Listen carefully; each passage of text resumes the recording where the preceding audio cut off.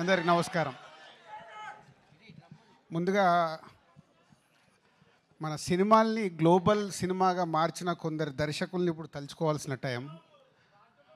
Rajamouli, yes, Baahubali సినిమాతో సినిమాని ప్రపంచవ్యాప్తంగా ఎలా తీసుకెళ్ళొచ్చని చూపించారు. కంటిన్యూషన్గా కేజీఎఫ్, ప్రశాంత్ నీల్, కంటిన్యూషన్గా సుకుమార్, పుష్ప పార్ట్ 1 పార్ట్ 2 తీసి ఒక్కొక్క సినిమాని హైట్స్కి తీసుకెళ్తుంటే మలయాళం నుంచి ఇప్పుడు పృథ్వీరాజ్ గారు వంతు వచ్చింది. పార్ట్ 1 ఎంత ఘన విజయం సాధించిందో తెలుసు. ఇప్పుడు పార్ట్ 2 L2 మనకు తొందరలోనే 5 డేస్లో సినిమా చూడబోతున్నాం. సో ముందుగా డైరెక్టర్స్, నేను చెప్పాను కదా, ఒక సినిమాని ఎంత అద్భుతంగా విజువలైజేషన్ చేసుకుంటే అంత హైట్స్కి తీసుకెళ్ళొచ్చు. మలయాళం ఇండస్ట్రీ అంటే చాలా చిన్నగా కనిపిస్తుంది మనకు సౌత్ ఇండియాలో, కానీ అలాంటిది పార్ట్ 1 తీసినప్పుడే ఆల్మోస్ట్ 35-40 crores లూసిఫర్కు స్పెండ్ చేసి ఆ సినిమాని ఎంత బిగ్గా చేశారో మనకు తెలుసు.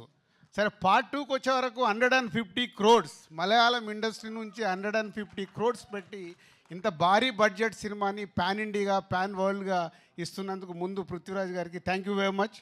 ఎందుకంటే టీజర్ చూసాము, ఒక వావ్ ఫ్యాక్ట్ ఉంది. ట్రైలర్ చూసాము.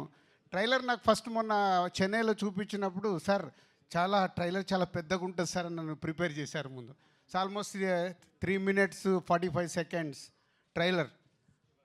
3 minutes 45 seconds అలా చూస్తూ ఉండిపోయాం. ఇప్పుడు కూడా రిపీటెడ్గా వేస్తే దాంట్లో ఎన్ని రకాలుగా ఎన్ని కథలు చెప్పడానికి ట్రై చేశారు డైరెక్టర్. అది గ్రాండియర్ విజువల్తో పాటు ఇంకా మోహన్ లాల్ గారిని సూపర్ స్టార్ అనాలో పాన్ ఇండియా స్టార్ అనాలో తెలియదు, కానీ సో మోహన్ లాల్ గారు అక్కడ స్క్రీన్ మీద కనిపిస్తుంటే ఒక వావ్ ఫ్యాక్టర్ కనిపిస్తుంది.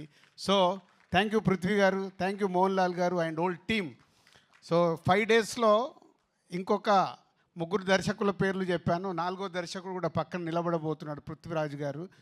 Is a pan India film. అన్ని లాంగ్వేజ్లో ఈ సినిమా సూపర్ హిట్ అయ్యి కనుక వర్షం కురిపించి 150 crores కాదు, నెక్స్ట్ వాళ్ళు 3 తీస్తే 300 crores ఫిలిం తీయాలని నేను ఆశిస్తున్నాను.